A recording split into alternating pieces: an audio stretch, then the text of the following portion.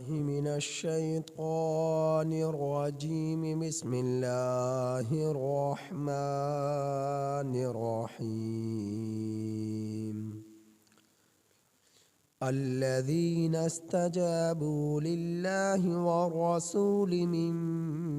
بعد ما أصابهم القرح للذين أحسنوا منهم واتقوا أجر عظيم. الذين قال لهم الناس إن الناس قد جمعوا لكم فاخشوهم فزادهم إيمانا وقالوا حسبنا الله ونعم الوكيل. فانقلبوا بنعمة من الله وفضل لم يمسسهم سوء واتبعوا رضوان الله والله ذو فضل عظيم. إنما ذلكم الشيطان يخوف أولياءه فلا تخافوهم وخافون إن كنتم مؤمنين. ولا يحزنك الذين يسارعون في الكفر إنهم لن يضروا الله شيئا يريد الله ألا يجعل لهم حظا في الآخرة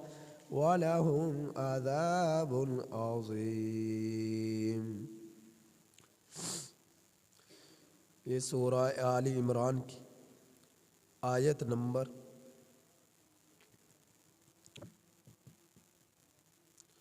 سورہ آل عمران کی آیت نمبر 172 تا 176 آپ حضرات کے سامنے تلاوت ہو۔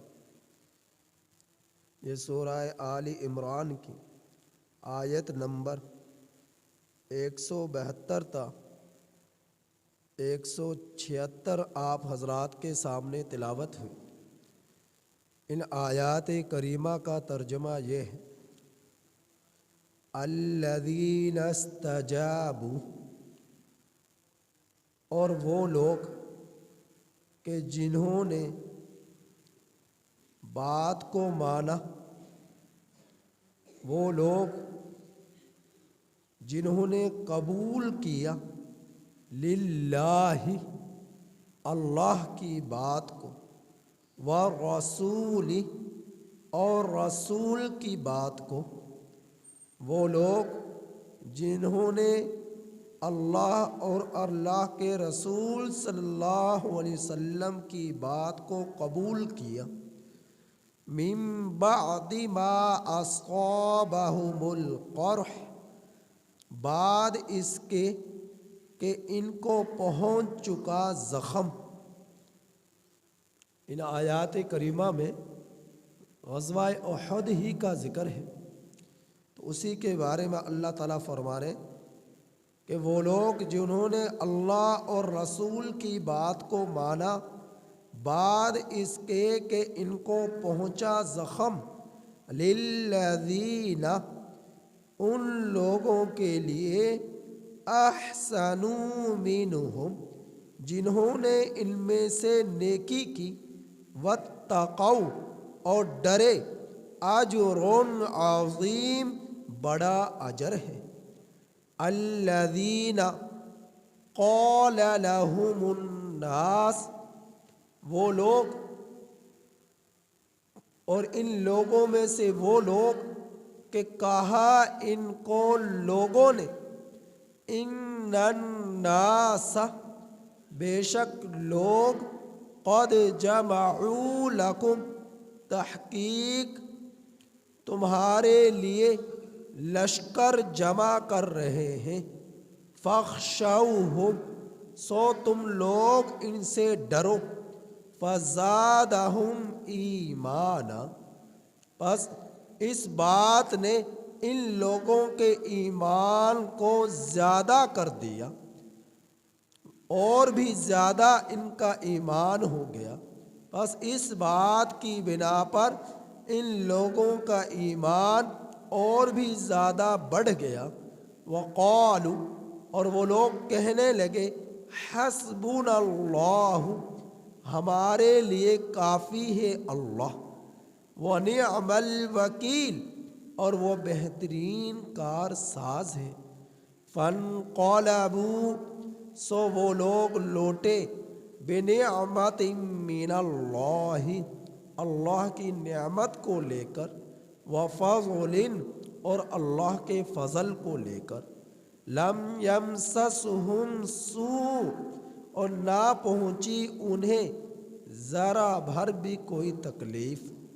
نہ پہنچی انہیں کوئی تکلیف۔ واتبعوا، ان لوگوں نے پیروی کی، رضوان اللہ، اللہ کی رضا کی، اللہ کی خوشنودگی کی۔ واللہ، اور اللہ تعالی، ذو فضل عظیم، بڑے فضل والے ہیں۔ انما ذالکم الشیطان، پختہ بات ہے کہ وہ شیطان تھا، کہ یخوف، جو ڈرا رہا تھا، اولیاءہ، اپنے دوستوں کے ذریعے سے، اپنے ساتھیوں کے ذریعے سے۔ پختہ بات تھی، پختہ بات ہے کہ وہ شیطان ہے کہ جو اپنے دوستوں کے ذریعے ڈرا رہا ہے۔ فلا تخافوہ، سو تم لوگ ان سے نہ ڈرو، وخافونی، اور مجھ ہی سے ڈرو، ان کنتم مؤمنین، اگر تم مومن ہو۔ ولا یحزنک، اور نہ غمگین کرے تجھے ان لوگوں کی یہ بات، وہ لوگ، نہ غمگین کرے آپ کو وہ لوگ، یسارعون فی الکفر، کہ جو دوڑ رہے ہیں کفر میں۔ انہم، ولا یحزنک، اور نہ آپ غم زدہ ہوں ان لوگوں سے کہ جو دوڑ رہے ہیں کفر میں۔ انہم لن یضروا اللہ شیئا، بے شک وہ لوگ اللہ تعالی کا ہرگز کچھ بھی نہیں بگاڑ سکتے، کچھ بھی نقصان نہیں کر سکتے۔ یرید اللہ، اللہ تعالی چاہتے ہیں، اللہ یجعل لہم حظا،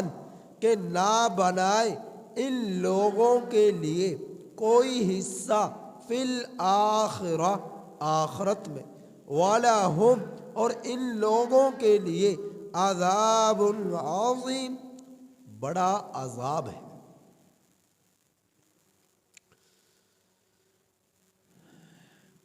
غزوہ احد ہی کا ذکر چلا آ رہا تھا۔ ان آیات کریمہ میں بھی غزوہ احد ہی کا ذکر ہے۔ غزوہ احد میں مسلمان اور باطل،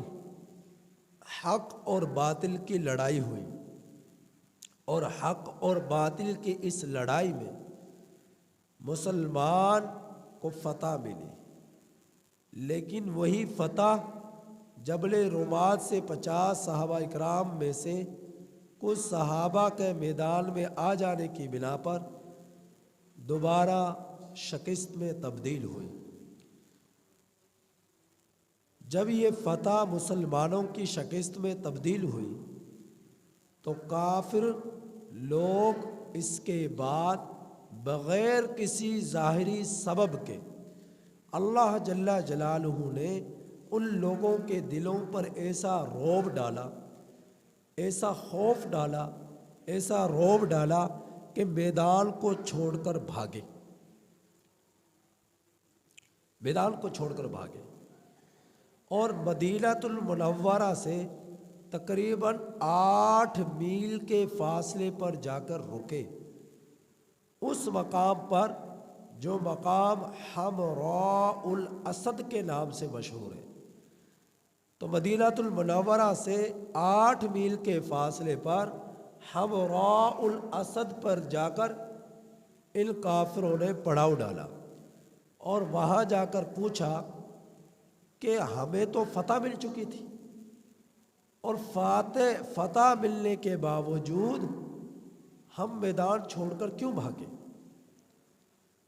تو ایک کہنے لگا دوسرے کو، میں نے تجھے بھاگتے ہوئے دیکھا تو میں اس وجہ سے بھاگا، اور دوسرا تیسرے کو کہہ رہا کہ میں نے تجھے بھاگتے ہوئے دیکھا تو میں اس وجہ سے بھاگا۔ تو ایک دوسرے کے بارے میں اس طرح وہ کہنے لگے کہ میں نے تجھے بھاگتے ہوئے دیکھا تو میں اس وجہ سے بھاگا، دوسرا کہنے لگا میں نے تجھے بھاگتے ہوئے دیکھا تو میں اس وجہ سے میدان کو چھوڑ کر بھاگا۔ تو یہ لوگ بظاہر کوئی ایسا سبب نہ تھا کہ جس کی وجہ سے یہ میدان کو چھوڑتے، فتح حاصل کر چکے تھے، لیکن اللہ جل جلالہ نے ان کے دلوں پر ایسا رعب ڈالا کہ یہ لوگ میدان کو چھوڑ کر بھاگے اور 8 میل پر کے فاصلے پر حمراء الاسد پر جا کر پڑاؤ ڈالا۔ پھر اب یہ کہنے لگے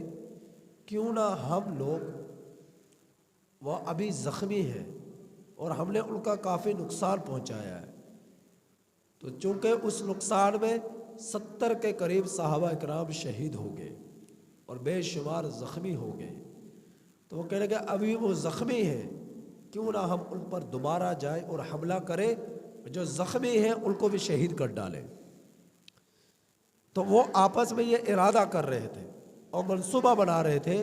اور کئی دنوں تک حمراء الاسد کے پر پڑاؤ ڈالے رکھا۔ تو قبیلہ بنو خزاعہ کا ایک شخص معبد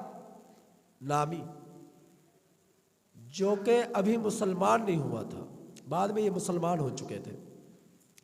ان کے پورا قبیلہ جو بنو خزاعہ قبیلہ تھا، یہ پورا قبیلہ اس کو یہ اللہ تعالیٰ کی طرف سے